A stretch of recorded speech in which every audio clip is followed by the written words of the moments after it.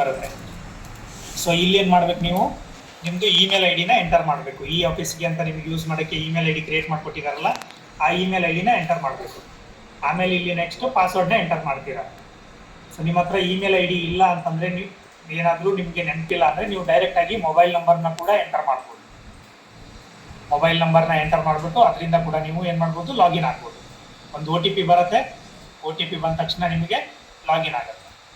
Login ಆದಾಗ ಯಾವ ರೀತಿ ಬರುತ್ತೆ ಅನ್ನೋದನ್ನ ಇಲ್ಲಿ ನಿಮಗೆ ಟೆಸ್ಟ್ ಲಾಗಿನ್ ಅಲ್ಲಿ ತೋರಿಸ್ಕೊಡ್ತೀನಿ.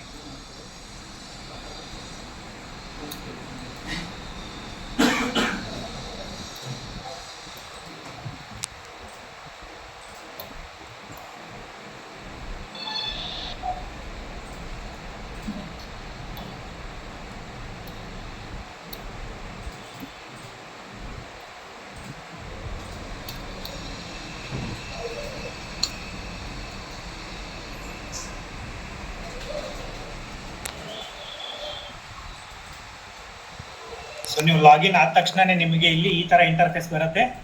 ಇದರಲ್ಲಿ ನೀವು ಯೂಸ್ ಮಾಡೋವಂಥದ್ದು ಈ ಫೈಲ್ ಒಂದೇ. ಈ ಫೈಲ್ ಒಂದು ಯೂಸ್ ಮಾಡ್ತೀರಾ. ನೆಕ್ಸ್ಟ್ ನಿಮ್ಮದು ಆಫೀಸಲ್ಲಿ ಎಷ್ಟು ಫೈಲ್ಗಳನ್ನ ನೀವು ಕ್ರಿಯೇಟ್ ಮಾಡ್ಕೊಂಡಿದ್ದೀರಾ ಏನು ಅಂತ ನೋಡೋಕ್ಕೆ ಅದರ್ ಸರ್ವಿಸ್ನ ಯೂಸ್ ಮಾಡ್ತೀರಾ. ಇದೆರಡನ್ನ ಬಿಟ್ಟು ಬೇರೆದು ಯಾವುದು ನೀವು ಯೂಸ್ ಮಾಡಲ್ಲ. ಸೊ ಈ ಫೈಲ್ ಮೇಲೆ ಕ್ಲಿಕ್ ಮಾಡಿಕೊಂಡಾಗ ಈ ರೀತಿ ನಿಮಗೆ ರೆಸಿಪ್ಟ್ ಅಂತ ಇಲ್ಲಿರುತ್ತೆ. ಇಲ್ಲಿ ಫೈಲ್ ಅಂತ ಇರುತ್ತೆ. ಮೊದಲಿಗೆ ಇನ್ವರ್ಡ್ ಸೆಕ್ಷನಲ್ಲಿ ಏನಾಗುತ್ತೆ, ಬೈ ಹ್ಯಾಂಡ್ ಆಗಿರ್ಬೋದು, ಬೈ ಪೋಸ್ಟ್ ಆಗಿರ್ಬೋದು, ಬೈ ಇಮೇಲ್ ಆಗಿರ್ಬೋದು, ಟಪಾಲು ಬರುತ್ತೆ.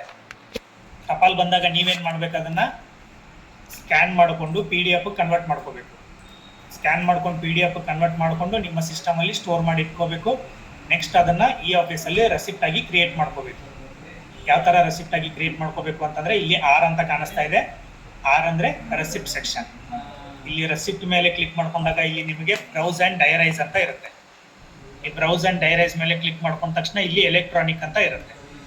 ಈ ಎಲೆಕ್ಟ್ರಾನಿಕ್ ಮೇಲೆ ಕ್ಲಿಕ್ ಮಾಡ್ಕೊಂಡಾಗ ನೀವೇನು ಸ್ಕ್ಯಾನ್ ಮಾಡಿರ್ತೀರೋ ಅದನ್ನು ಇಲ್ಲಿ ನೀವು ಅಪ್ಲೋಡ್ ಮಾಡಬೇಕು. ಇಲ್ಲಿ ಅಪ್ಲೋಡ್ ಅನ್ನೋ ಒಂದು ಆಪ್ಷನ್ ಕಾಣಿಸ್ತಾ ಇದೆ ನಿಮಗೆ. ಇದ್ರ ಮೇಲೆ ಕ್ಲಿಕ್ ಮಾಡಿಕೊಂಡು ಇಲ್ಲಿ ನೀವೇನು ಮಾಡಬೇಕು, ಅಪ್ಲೋಡ್ ಮಾಡಬೇಕು. ಸೊ ಅಪ್ಲೋಡ್ ಮಾಡ್ಕೊಂಡಾಗ ನಿಮಗೆ ಇಲ್ಲಿ ಈ ಥರ ತೋರಿಸುತ್ತೆ. ನೀವೇನು ಅಪ್ಲೋಡ್ ಮಾಡಿರ್ತೀರ ಪಿ ಡಿ ಎಫ್ ಅದು ಇಲ್ಲಿ ವ್ಯೂ ಆಗುತ್ತೆ.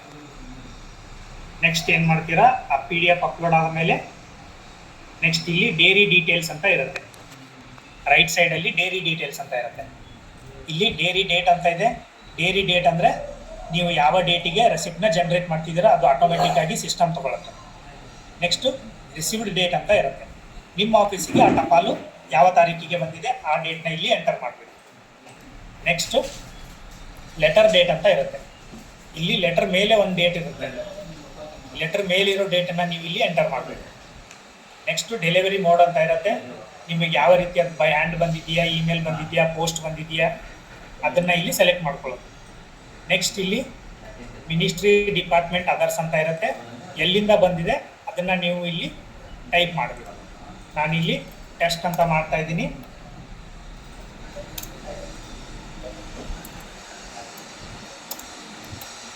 ನಾನಿಲ್ಲಿ ಟೆಸ್ಟ್ GP ಕಿತ್ತೂರು ಅಂತ ಮಾಡಿದ್ದೀನಿ.